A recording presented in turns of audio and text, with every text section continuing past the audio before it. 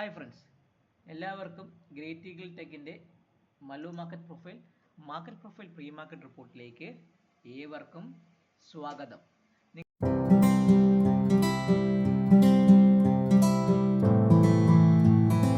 നിങ്ങൾക്കറിയായിരിക്കും, കഴിഞ്ഞ കുറച്ച് ദിവസങ്ങളായിട്ട് സെബിയുടെ ഒരു പുതിയൊരു ഗൈഡ് ലൈൻ വന്നത് കാരണം ഞാൻ കൊടുക്കുന്ന ഡേറ്റയിലല്ല ഇൻഡെക്സിൻ്റെ വ്യൂ മാത്രമേ കാണുന്നുള്ളൂ. ഇൻഡെക്സ് വെച്ചുള്ള ലെവൽസ് മാത്രമേ ഞാൻ മാർക്ക് ചെയ്യുന്നുള്ളൂ. അപ്പോൾ പലരും ചോദിച്ചു, സാർ അതെങ്ങനെയാണ് അത് ഫ്യൂച്ചറുമായിട്ട് കമ്പയർ ചെയ്യണത്?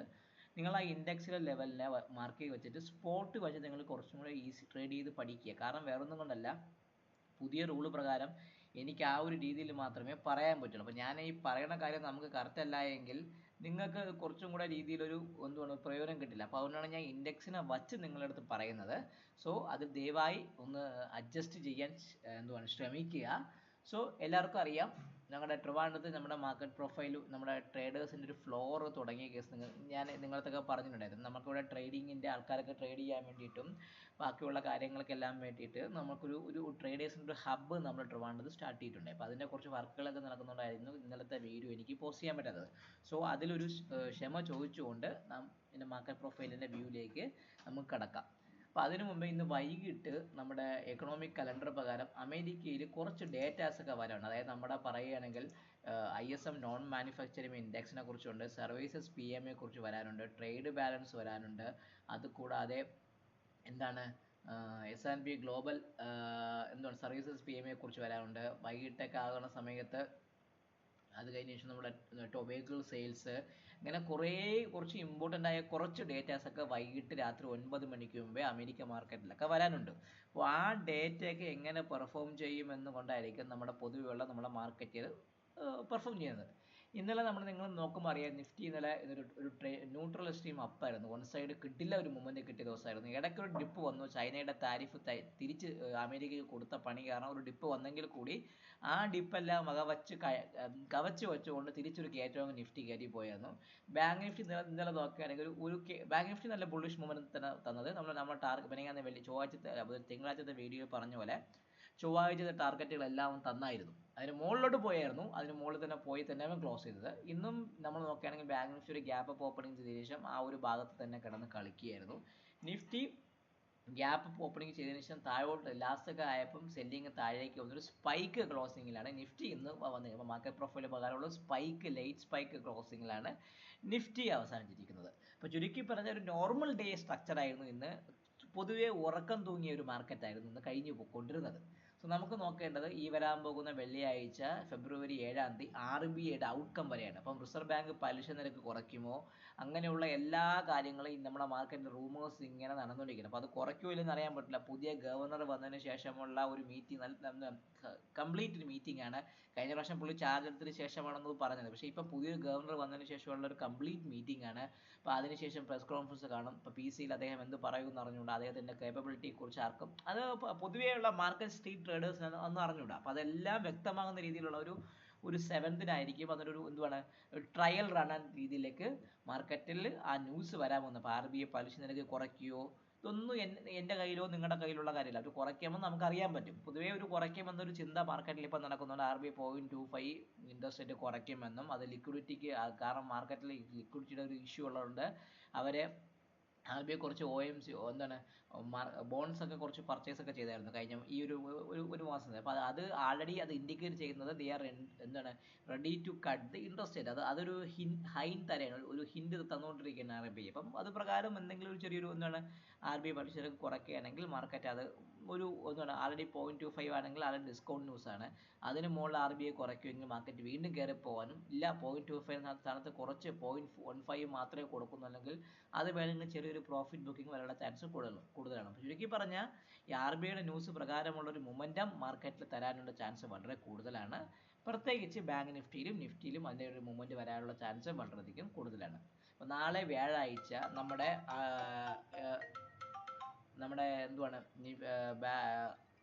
നിഫ്റ്റിയുടെ എക്സ്പയറി ആണ്. നിഫ്റ്റിയുടെ എക്സ്പയറി വന്നതിന് ശേഷം നമ്മുടെ മാർക്കറ്റിൽ എങ്ങനെ പോകും, ഈ നാളെ വരാൻ പോകുന്ന എക്സ്പയറി സൈലന്റ് എക്സ്പയറി ആയിരിക്കുമോ അതോ മാർക്കറ്റ് ആ ഒരു രീതിയിലേക്ക് പോകുമോ എന്നൊന്നും ഒന്നും പറയാൻ പറ്റില്ല. ഇപ്പം പൊതുവേ മാർക്കറ്റ് ഒരു എന്താണ് ഒരു ലോവർ ലെവൽ മൈനസിലായിരുന്നു നിഫ്റ്റി ക്ലോസ് ചെയ്തത്. 28 പോയിന്റ് മൈനസിലാണ്, 42 പോയിന്റ് മൈനസിലാണ് നിഫ്റ്റി ക്ലോസ് ചെയ്തിരിക്കുന്നത്. ബാങ്ക് നിഫ്റ്റി നോക്കുകയാണെങ്കിൽ 185 പോയിന്റ് പ്ലസ്സിലാണ് ആശാൻ ക്ലോസ് ഇന്നത്തെ ക്ലോസിംഗ് വെച്ച് നോക്കുമ്പോൾ വന്നു കഴിയുമ്പോൾ രണ്ടും വിരുദ്ധമായ രീതിയിൽ ഓപ്പോസിറ്റ് ചെടി റേഞ്ചിൽ നിന്ന് ക്ലോസ് ചെയ്തിട്ടാണ് രണ്ട് ഇൻഡെക്സുകളും തമ്മിൽ നിൽക്കുന്നത്. കാരണം അങ്ങോട്ടും ഇങ്ങോട്ടും വാളും പരിചി നിൽക്കുന്ന പോലെ ആ ഒരു രീതിയിലാണ് ബാങ്ക് നിഫ്റ്റിയും ക്ലോസും ചെയ്തിരിക്കുന്നത്. അപ്പോൾ ചുരുക്കി പറഞ്ഞ് നമുക്ക് നോക്കുമ്പോൾ നിങ്ങൾക്ക് അറിയാൻ പറ്റും ഇന്ന് പ്യുവർലി ഒരു എന്താണ് നിഫ്റ്റി വെച്ച് നോക്കുന്ന സമയത്ത് നിഫ്റ്റി കൃത്യമായി പറയുകയാണെങ്കിൽ ബാങ്ക് നിഫ്റ്റി നോക്കുകയാണെങ്കിൽ നിഫ്റ്റി ഒരു എന്താണ് ഒരു ഒരു normal variation down day with spike close ആണ്. അതായത് നിഫ്റ്റി ഒരു സ്പൈക്ക് വന്ന് 23,710 തൊട്ട് 23,678 വരെ ചെറിയൊരു സ്പൈക്കും കൂടെ വന്നു. അപ്പോൾ സ്പൈക്ക് ക്ലോസ് ആണ്. അപ്പോൾ സ്പൈക്ക് ക്ലോസ് എന്ന് പറയുമ്പോൾ നമുക്ക് സ്പൈക്കിന് താഴെ മാത്രമേ നമ്മൾ ഇനി ഫ്രഷ് സെൽ എടുക്കാൻ പറ്റുള്ളൂ. അപ്പം 23,678 താഴെ നിഫ്റ്റി താഴെ സസ്റ്റെയിൻ ചെയ്യുമെങ്കിൽ മാർക്കറ്റ് എത്രയാണ് 610 തൊട്ട് 670 പറയുമ്പോൾ ഏകദേശം പറയുകയാണെങ്കിൽ നിങ്ങൾക്ക് അറിയാൻ പറ്റും 23,710 മൈനസ് 23,678 എന്ന് പറയുമ്പോൾ 32 പോയിന്റ് സ്പൈക്കിലാവാൻ ക്ലോസ്. ഇപ്പം നമ്മളെ സംബന്ധിച്ച് ഫ്രഷ് സെൽ എന്ന് പറഞ്ഞാൽ ഈ വന്ന 23,678 താഴെ നിൽക്കുകയാണെങ്കിൽ ഫ്രഷ് സെൽ എടുക്കാനുള്ള ചാൻസ് ഞാൻ കാണുന്നുണ്ട്. സോ ഇന്നത്തെ POC വന്നിരിക്കുന്നത് നിഫ്റ്റിയിൽ നോർമൽ വേരിയേഷൻ ഡൗൺ ഡേ ആയതുകൊണ്ട് POC വന്നിരിക്കുന്നത് 23,744 ഭാഗത്താണ്. 23,744 ഭാഗത്താണ് നിഫ്റ്റിയിൽ POC നിൽക്കുന്നത്. അപ്പോൾ ഞാനത് ആദ്യം എന്ത് ചെയ്യുക, നിഫ്റ്റിയുടെ POC ഒന്ന് മാർക്ക് ചെയ്തേക്കാം. അപ്പോൾ നമുക്ക് മാർക്കറ്റിൽ നമുക്ക് അറിയാൻ പറ്റുള്ളൂ. അപ്പോൾ 23,744 എന്ന് പറഞ്ഞ POC ഞാനൊന്ന് മാർക്ക് ചെയ്തു. 23,744 ആണ് നിഫ്റ്റിയുടെ നമ്മുടെ ഏതാണ് നിഫ്റ്റിയുടെ POC വരുന്നത്. എത്രയാണ് 23,744 ആണ് നമ്മുടെ നിഫ്റ്റിയുടെ POC. 23,744 POC ഞാനൊന്ന് മാർക്ക് ചെയ്ത് വെച്ചിട്ടുണ്ട്. നിഫ്റ്റി ഇൻഡെക്സിൻ്റെ ആണ്, നമ്മൾ ഇൻഡെക്സ് വ്യൂ അല്ലേ പറയാൻ പറ്റുള്ളൂ നമ്മളെ സംബന്ധിച്ച്. അപ്പോൾ അതുകൊണ്ട് ഇൻഡെക്സ് വ്യൂ ഞാൻ കൊടുത്തിട്ടുണ്ട്. ഇനി നമുക്ക് നോക്കേണ്ട നമ്മളെ ബെയറിഷ് റെഫറൻസ് എന്ന് പറയുമ്പോൾ സ്റ്റാർട്ട് ചെയ്യുന്ന 23,670. ഈ ബെയറിഷ് റെഫറൻസ് സ്റ്റാർട്ട് ചെയ്ത് വരുന്നത് 23,670 ഭാഗത്ത് നിഫ്റ്റിയിൽ ബെയറിഷ് റെഫറൻസ് സ്റ്റാർട്ട് ചെയ്യും. 23,670 താഴെ സ്പോട്ടിൽ ബെയറിഷ് റെഫറൻസ് സ്റ്റാർട്ട് ചെയ്യും. ബുള്ളിഷ് റെഫറൻസ് എന്ന് പറയുമ്പോൾ ഒരു കാര്യം ഓർത്തോളുക, ഇന്നലത്തെ ഹൈ അതായത് സ്പൈക്ക് വന്ന ഹൈ ആയ 23,765 മുകളിൽ മാത്രമേ ഞാനൊരു ബൈയെ കുറിച്ച് ചിന്തിക്കുന്നുള്ളൂ. 23,800 മുകളിൽ മാത്രമേ ഞാൻ ബുള്ളിഷ് ഒരു റെഫറൻസ്, അതിന് മുകളിൽ മാത്രമേ ഇന്നത്തെ ഹൈക്ക് മുകളിൽ മാത്രമേ ഒരു ബുള്ളിഷ് മൂവ്മെൻറ്റോ പ്രതീക്ഷിക്കും. ഇപ്പം ബുള്ളിഷും നമുക്ക് ആയി ബെയറിഷും ആയി. ഇപ്പം നമുക്ക് നോക്കേണ്ട മാർക്കറ്റ് താഴേക്ക് പോയാലും മുകളിലേക്ക് പോയാലും ഇവിടം വരെ പോകും, ഏതൊക്കെ ലെവലിലേക്ക് പോകാം, പ്രീവിയസ് ലെവലിലേക്ക് എടുക്കാൻ പറ്റും നോക്കാം. സോ 670 താഴെ 678 താഴെ നിൽക്കുമ്പോൾ നിഫ്റ്റിയെ സംബന്ധിച്ച് ഫസ്റ്റ് സപ്പോർട്ട് എന്ന് പറഞ്ഞാൽ 23,619 ആണ്. എത്രയാണ് 23,619. അതൊരു സിംഗിൾ പ്രിന്റ് ആണ് ഇന്നലത്തെ. ആ ഭാഗത്തേക്ക് വരാനുള്ള ചാൻസ് വളരെ കൂടുതൽ. ഇന്നലെ സിംഗിൾ പ്രിന്റ് വന്ന ഭാഗമാണ് 23,619. അത് ഞാനൊന്ന് മാർക്ക് ചെയ്ത് വെച്ചു. ഇതാണ് S1 എന്ന് പറയുന്നത്. ഇതിന് താഴെ നിൽക്കുകയാണെങ്കിൽ നിഫ്റ്റിയിൽ അടുത്ത വരാൻ പോകുന്നത് 592 എന്ന് പറഞ്ഞാൽ ഈ POC ആണ്. ഈ POC ചെറിയൊരു സപ്പോർട്ട്. അപ്പോൾ നമുക്കൊരു കാര്യം ചെയ്യാം, POCയുടെ ഭാഗത്തേക്ക് ഈ ഫസ്റ്റ് സപ്പോർട്ടിനെ മാറ്റാം. 23,592 ഭാഗത്തേക്ക് വരാനുള്ള ചാൻസ് കൂടുതലാണ്. അത് പൊട്ടുകയാണെങ്കിൽ അതിന് താഴെ നിൽക്കുകയാണെങ്കിൽ അടുത്ത വരാൻ പോകുന്നത് 23,547 എന്ന് പറഞ്ഞ ഈ ഒരു ഇമ്പോർട്ടൻ്റ് ഏരിയ 23,547 ആ ഭാഗത്തേക്ക് 592, അതുപോലെ 23,547 സ്ഥാനത്തേക്ക് വരാം. S2 അവിടെയാണ്. അതിന് താഴെ S3 എന്ന് പറയുമ്പം വ്യക്തമായി പറയുകയാണെങ്കിൽ ക്ലിയർ ആയി പറയുകയാണെങ്കിൽ അടുത്തത് S3 എന്ന് പറഞ്ഞാൽ ഈ POC ആയ 23,474 ഭാഗത്തേക്ക് നിഫ്റ്റി വരാം. 23,474 ഭാഗത്തേക്ക് നിഫ്റ്റി വരാനുള്ള ചാൻസ് കൂടുതലാണ്. അപ്പോൾ ചുരുക്കി പറയാൻ നിഫ്റ്റി താഴോട്ട് ഏതൊക്കെ ലെവൽ വരാം, അതായത് 23,670 താഴെ സെല്ലിംഗ് തുടങ്ങാം. അത് 592 ഭാഗത്തേക്കും 547 ഭാഗത്തേക്കും 474 ഭാഗത്തേക്കും വരാനുള്ള ചാൻസ് കൂടുതലാണ്.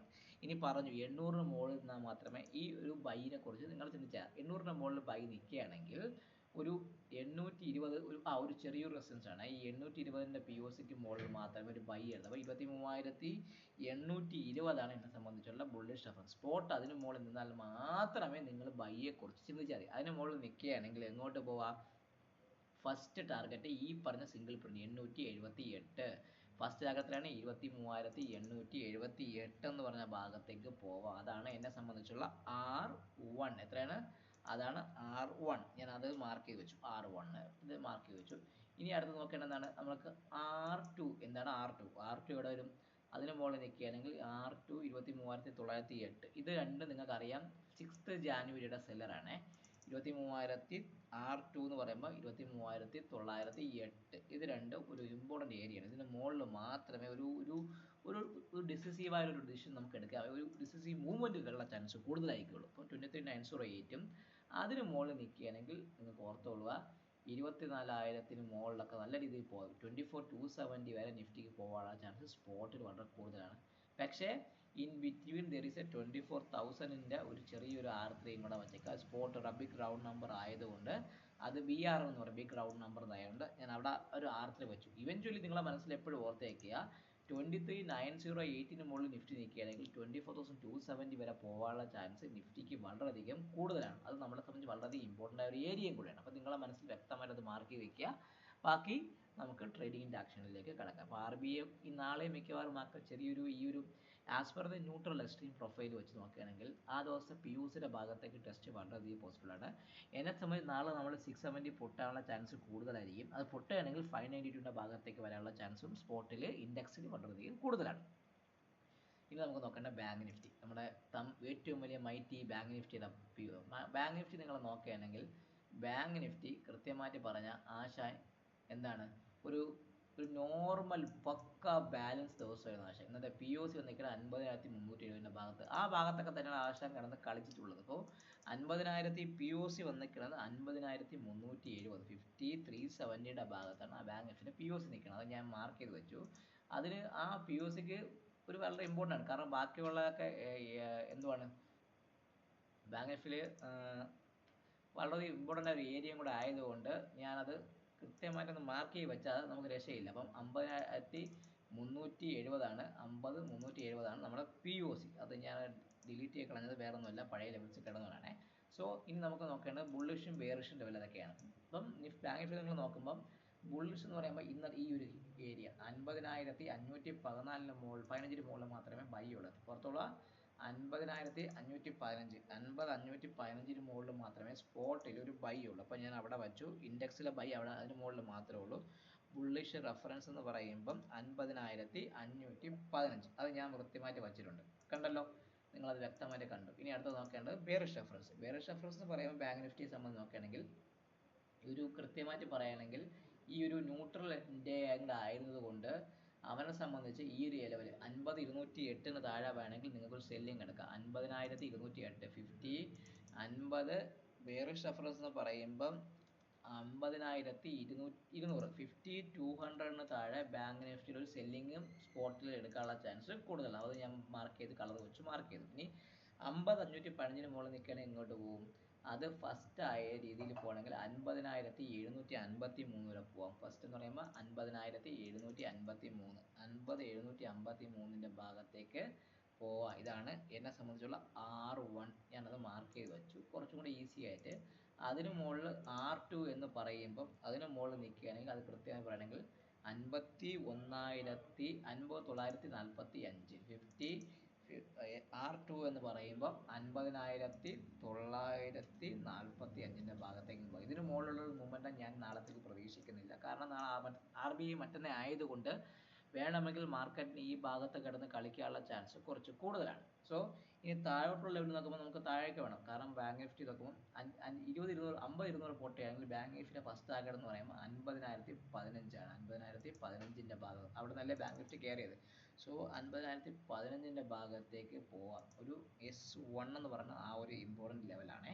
അത് ഞാനൊന്ന് മാർക്ക് ചെയ്ത് വെച്ചിട്ടുണ്ട്. അതിന് താഴെ അടുത്ത വരുന്നത് ബാങ്ക് നിഫ്റ്റിയിൽ വ്യക്തമായിട്ട് പറയുകയാണെങ്കിൽ അടുത്ത വരുന്നത് ഈ POC ആണ്. 49,845 എന്ന് പറഞ്ഞാൽ ഈ POCയുടെ ഭാഗത്തേക്ക് വരാം. S2 എന്ന് പറയുമ്പോൾ 49,845. ഇതാണ് ഞാൻ എൻ്റെ മാക്സിമം ലെവൽ ഞാൻ പ്രതീക്ഷിക്കുന്നത്. അതിന് താഴെയും മുകളിൽ വേണമെങ്കിൽ വന്നാൽ നമുക്ക് ട്രേഡബിൾ ആക്ഷൻ കിട്ടും. ഇല്ല എങ്കിൽ നിങ്ങൾ വ്യക്തമായി ഈ രീതിയിലേക്ക് ഫോക്കസ് ചെയ്യാനുള്ള ഒരു ട്രേഡ് ചെയ്യുക. ഈ ലെവലിൽ നിങ്ങൾ മാർക്ക് ചെയ്യുക. ഇതിനെ വെച്ച് ബേസ് ചെയ്ത് നിങ്ങളുടെ ട്രേഡബിൾ ആക്ഷൻസ് എടുക്കുക വിത്ത് ഡ്യൂ ഡിലിജൻസ്. പിന്നെ വേറൊരു കാര്യം പറയാനുള്ളത്, എനിക്ക് നമ്മുടെ trading floor fully capable for ട്രേഡേഴ്സിനെ അക്സെപ്റ്റ് ചെയ്യാൻ റെഡി ആയിട്ടുണ്ട്. അപ്പം നിങ്ങൾ ട്രിവാൻഡ്രത്തുള്ളവരാണോ, നിങ്ങൾക്ക് ഒരു ലൈവ് ട്രേഡിങ്ങിൻ്റെ സപ്പോർട്ടും ലൈവ് ഒരുമിച്ചിരുന്ന് കുറേ ട്രേഡേഴ്സിൻ്റെ കൂടെ നിന്ന് ട്രേഡ് ചെയ്യണമെന്ന് താല്പര്യമുണ്ടോ? അങ്ങനെയാണെങ്കിൽ നിങ്ങൾക്ക് ട്രിവാൻഡ്രത്തേക്ക് വരാം. എൻ്റെ നമ്പറിൽ ബന്ധപ്പെടുകയാണെങ്കിൽ ലൊക്കേഷൻ അയച്ചു തരാം. ബാക്കിയുള്ള കാര്യങ്ങൾ നമുക്ക് സംസാരിക്കാം. So take care, bye bye and good night.